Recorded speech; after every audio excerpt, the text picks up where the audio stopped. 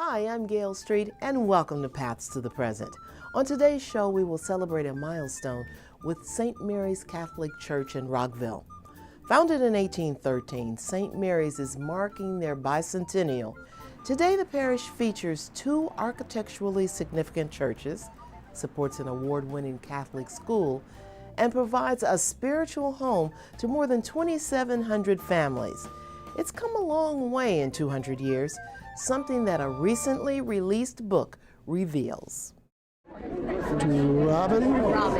Thank you so much. Parishioner, historian, and author Roger Langley spent 3 years researching and writing the book History of St. Mary's Parish, 1813 to 2013.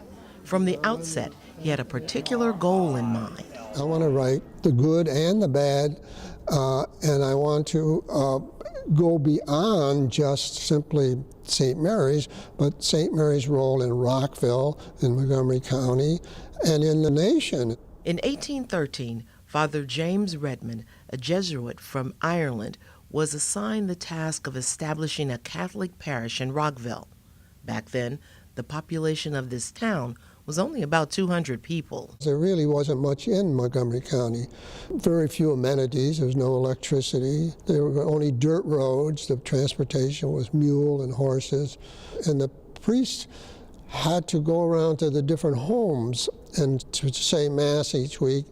And it was scattered all over Montgomery County. And when the first pastor kept a log for one month, and it was several thousand miles that he traveled just going around from one place to another. So it was a lot different than what we're used to now. The first church was completed in 1817. Lovingly cared for and maintained, it is still used daily for Mass. But this church's history is so much more than a building. Over the years, St. Mary's parishioners have made a difference to the community at large. There's a period of time between 1903 and 2003, that's a 100-year period, that half of that time, the mayor of Rockville was a member of St. Mary's community. And that was an extremely important time because now that Rockville is the second largest city in the state of Maryland. Well, we had a role in that. In 1935, a tragedy literally hit their doorstep. Back then, Baltimore Road crossed the B&O Railroad track here at grade level. This intersection was the site of a horrible accident when on a rainy, foggy night, a train collided with a school bus. The bus driver was having trouble with his window washers, and he was fooling with that, and he had slowed down and almost come to a stop, but then inexplicably he put on the gas and ran out onto the track just at the moment as the train was coming to the intersection. And the engineer saw it, and he yelled to the fireman, "Hang on, we're going to hit the bus." And he got the bus about halfway across, and the train sheared off the back half of the bus. And as the bus kept moving, and the bodies were flying out of the bus, and they're filled where we have the parking lot now, their bodies were strewn there all the way up to the embankment next to the cemetery. Now, the Washington Post said that it seemed like two priests appeared out of nowhere, and the people there were saying they were like angels because they were ministering to the kids who were injured and to the dead. Well, they weren't from nowhere. They were from the rectory. The accident happened right in the backyard of the rectory, and they came out. As times changed, so did St. Mary's, but sometimes change didn't happen fast enough.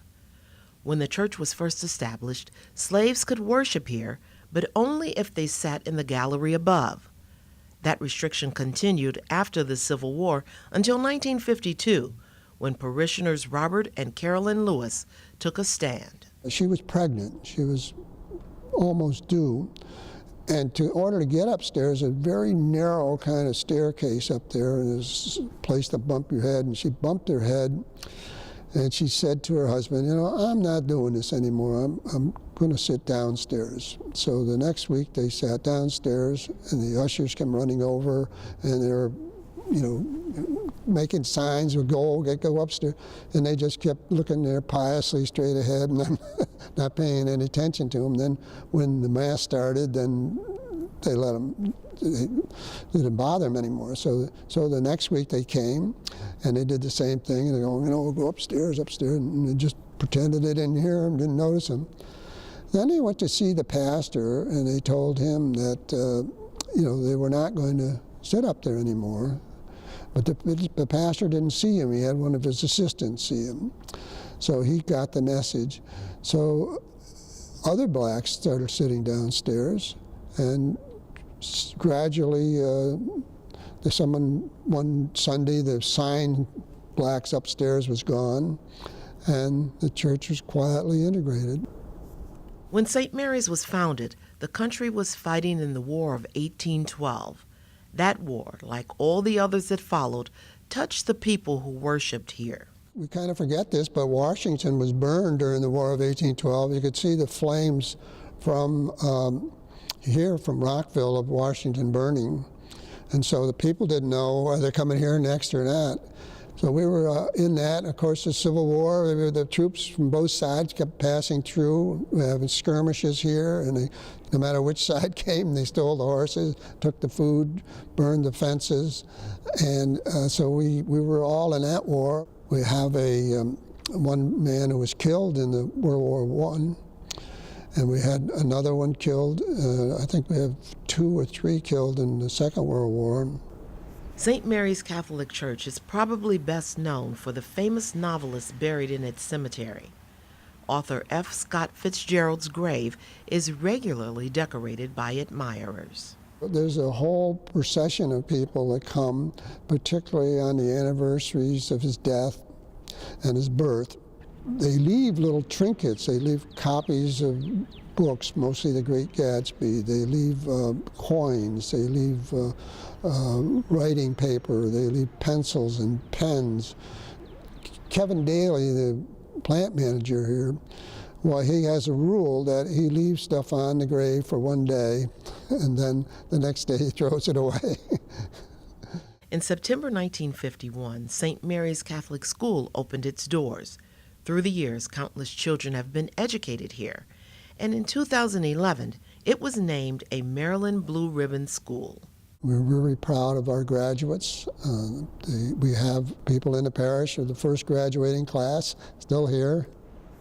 The school is an important adjunct of the parish, and that we're very proud of it, and it's been very successful.